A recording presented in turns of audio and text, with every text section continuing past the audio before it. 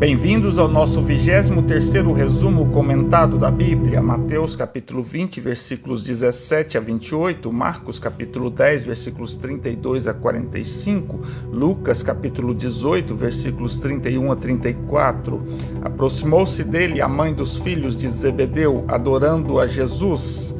João e Tiago, dois dos 3 apóstolos mais queridos de Jesus. No Evangelho de Marcos diz que foram os próprios apóstolos que lhe questionaram. Jesus pergunta: "O que queres?"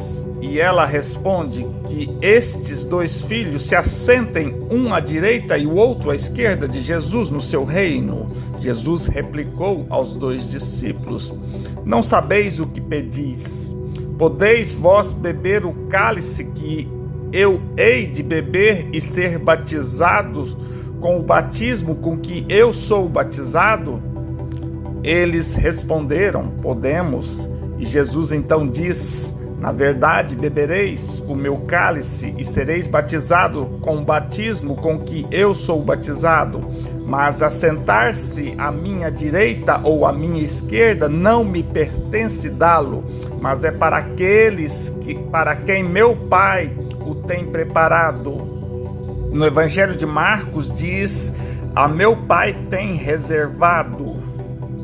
Após a revolta dos 10 discípulos, Jesus explica que para se fazer de grande entre vós, tem que fazer-se serviçal. Se quiser ser o primeiro, que seja vosso servo, bem como o Filho do Homem não veio ser servido, mas para servir e para dar a vida em resgate de muitos.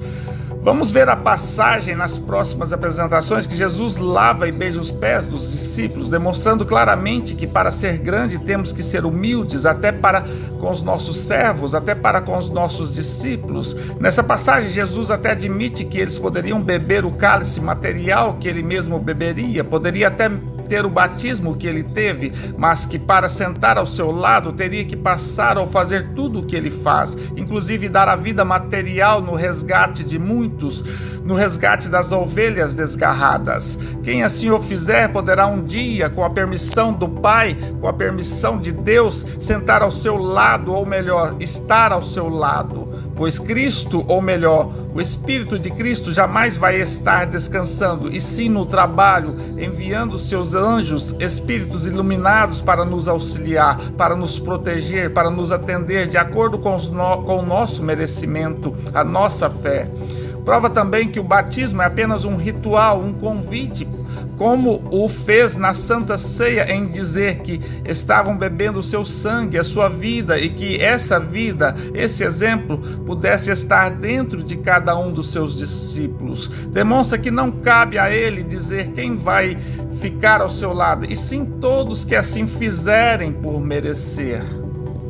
Mateus capítulo 20, versículos 29 a 34, e saindo de Jericó seguiu grande multidão. Marcos capítulo 10, versículos 46 a 52, Lucas capítulo 18, versículos 35 a 43. E 2 cegos assentados no caminho, ouvindo Jesus passar, clamaram a Jesus para ter misericórdia deles. A multidão os repreendia para se calassem, mas os cegos clamavam mais a misericórdia. Jesus então chamou-os: "Que quereis que eu faça? Que nossos olhos sejam abertos." E Jesus, com compaixão, tocou-lhes nos olhos, e logo viram, e eles o seguiram. Mostra essa passagem que os cegos reconhecem seus erros e pedem a misericórdia de Jesus, o perdão para Jesus. Jesus assim o concede, certamente com a permissão de Deus, uma vez que ele, por seu amor e fé, está intimamente ligado a Deus. Conforme o mesmo nos diz em diversas passagens, demonstra claramente que nosso sofrimento é fruto de algo que fizemos de ruim, de mal, seja nessa vida ou em vida anterior. Não nascemos cegos, mudos, surdos, com problemas físicos, mentais. Não somos simples vítimas dos chamados demônios à toa. Cristo menciona isso em várias passagens. E se realmente quisermos parar de sofrer, temos que procurar Cristo, temos que procurar o amor e fazê-lo com fervor e principalmente humildade, e assim poderemos ser atendidos. Essa é a lição. Lucas capítulo 17, versículos 1 a 19, tem a cura de 10 leprosos. Os 10 vieram até Jesus dizendo: Jesus, mestre, tem misericórdia de nós. Cristo cura e manda eles mostrarem aos sacerdotes. Os leprosos eram banidos a grutas, cavernas, para não propagarem a doença. Por isso, a necessidade de mostrar aos sacerdotes para voltarem a conviver novamente. Indo eles, ficaram limpos. Um samaritano voltou, caiu de pés e deu graças. Jesus então pergunta: não foram 10? Onde estão os outros 9? E Cristo então diz: levanta-te e vai, a tua fé te salvou. Mostra essa passagem que muitas vezes recebemos a graça de Deus e na maioria das vezes não agradecemos, não mudamos nosso comportamento, não buscamos a Jesus. E aí somente quem o faz isso realmente é curado. Certamente os outros novamente a doença voltará ou coisas piores acontecerão.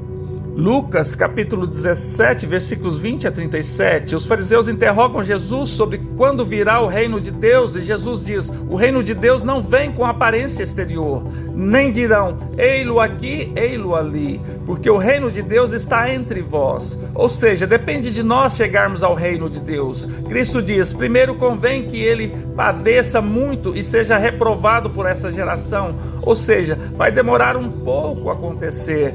Até quando? Onde estiver o corpo, aí se ajuntarão as águias. Ou seja, enquanto pensarmos apenas no nosso corpo, no nosso bem-estar, não chegaremos ao reino de Deus. Lucas capítulo 18, versículos 1 a 8, parábola do juiz iníquo. Um juiz que não respeitava nem Deus e nem os homens, e a viúva que lhe pedia que fizesse justiça contra um adversário. De tanto ela pedir, o juiz resolveu fazer-lhe justiça até para ela não importuná-lo mais. Cristo então diz: se até o injusto juiz resolveu fazer justiça, imagine Deus aos seus escolhidos. Depressa lhes fará justiça. Uma alusão de quando achará fé na terra. Uma hora nós aborreceremos com a injustiça e procuraremos fazer a justiça, a praticar o bem, a praticar o amor. Ficamos por aqui e não perca o nosso 24º resumo comentado da Bíblia. Que Deus nos abençoe.